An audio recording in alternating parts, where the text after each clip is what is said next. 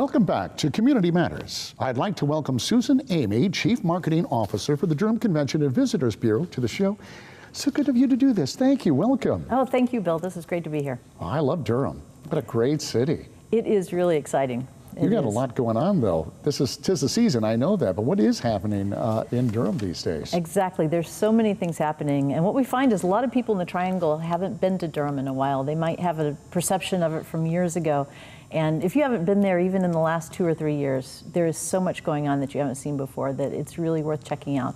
It's a neat city. What role do you play in the Convention Bureau play in what goes on in Durham? Yeah, the mission of the Convention and Visitors Bureau, we're a destination marketing organization, and our job is to bring visitors to Durham and serve them and make sure they have a great time while they're there. So we bring in, there are about 9 million visitors a year who come to Durham, and that brings in more than 800 million in revenue. So being part of a Convention and Visitors Bureau is really about driving economic development and the health of the community. You're kind of the PR arm for the city, right? Yes, we call ourselves the marketing agency for the city. Yeah, that's amazing. 9 million, that's an awful lot of folks that come through there. Well, you got the holidays now, and you're busy anyway, right? Mm-hmm. But this is the time of year where there's a lot going on. Let's focus maybe on Durham. Let's start there. What's going on? Sure. Well, a great place to start in Durham is the American Tobacco Campus, which is right at the heart of things. And it's all decorated for the holiday. The streets are lit up. We have a tree lit up. One of the things going on this year is that the American Tobacco Campus partnered with Habitat for Humanity, and they had 15 organizations who have spent $2,500 or more to decorate a playhouse. So there are 15 of these playhouses out on the lawn, and those playhouses will be auctioned off to benefit Habitat for Humanity. The goal is to be able to build a house specifically from those events for a family in need next year. Oh, that is so cool. The Tree of Bikes. Yes. Yes, that is. I have never seen a tree of bikes, so this has got to be great. What is it? It is fabulous. It's 25 feet tall, and it's composed of 120 new donated bikes. They'll be given away to families in need right before the holidays at the Bethel Family Worship Center, but there are lights inside. It's a great thing to see. It's on the plaza outside Burt's Bees and in the middle of the American Tobacco Campus. Now these bikes are then given away to kids? Yes, given to kids. It's amazing that you can actually put it together and still have them work, because that's a big tree. I thought getting a bike on any bike rack was a challenge, so somebody's really figured out how to master this. I got to see it. Well, Susan, I mean, there's a lot of stuff going on in Durham, and one of the other fabulous facilities you have in Durham, and I've been there many times, is DPAC. Now, Iris was on the show, and I understand he's going to be at DPAC. Yes, exactly. He was talking about what a great show it is. The Durham Performing Arts Center hosts A Christmas Carol with Ira David Wood, December 14th through 17th. So you have another opportunity to see the show. Yeah, and I'll tell you something, if you've not been to the DPAC, what a fabulous facility. Really is not a bad seat in the house. That's right. And Ira and the cast will entertain you, I promise you that. Yes, it's often sold out. It's a great family tradition thing to do. Well, right downtown then, the holiday events, you have Santa Claus coming, you have a Santa train, a lot of stuff for the kids. Yes, there is. Black Santa is at the Haytide Heritage Center, which is just outside of downtown. He's there off and on during the holidays as his schedule allows, and especially during December 21st through 23rd, there are lots of times available. We also have, there is a Santa train. Another way to see Santa is at the Museum of Life and Science. There's a moonlit tour where you can go to the North Pole. You see Santa and his elves at work. You can have hot chocolate. There's an arts and crafts area. It's a great family activity.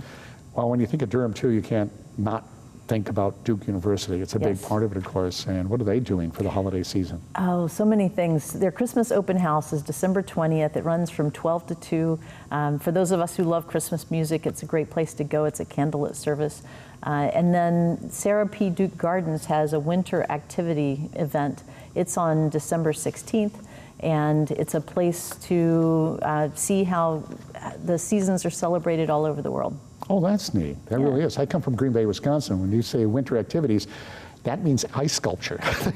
That's it. That's all we do. I don't know if they have ice sculptures exactly, but there'll be samples of things from different areas. But then you have a parade coming up as well, or Duke does. Is there a Christmas parade? Or there is. Well, we had our big Durham parade, which was back for the second year this year, and that has already taken place. But there's another Christmas parade. It's the Bahama Ruritan Parade on December 16th, and so it's got floats and fire trucks, and it's a lot of fun. There are a number of activities around town. One that I think is really inventive is Bennett Place is the spot where the largest surrender of Confederate troops happened during the Civil War. It's a wonderful historic site, and they're doing a Christmas in the Piedmont, so there's a living history demonstration there on the 16th where people can see what it was like to celebrate Christmas during the Civil War times. Oh, that would be neat to see. It really would.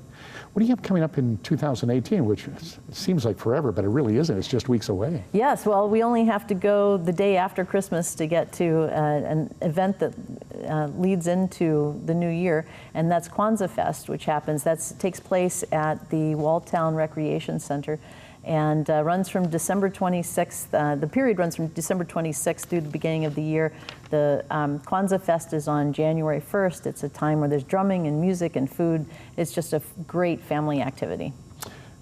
I think you like your job, don't you? I mean, this is fun stuff. But what does it take to put this all together, just from your perspective? I know people are putting this all together, but this is a great package to sell the city on, isn't it? It is. There is nothing more fun than to sell a product like Durham that is so full of new things for people to see and do, and there are things going on all the time. We have 5,000 events a year in Durham.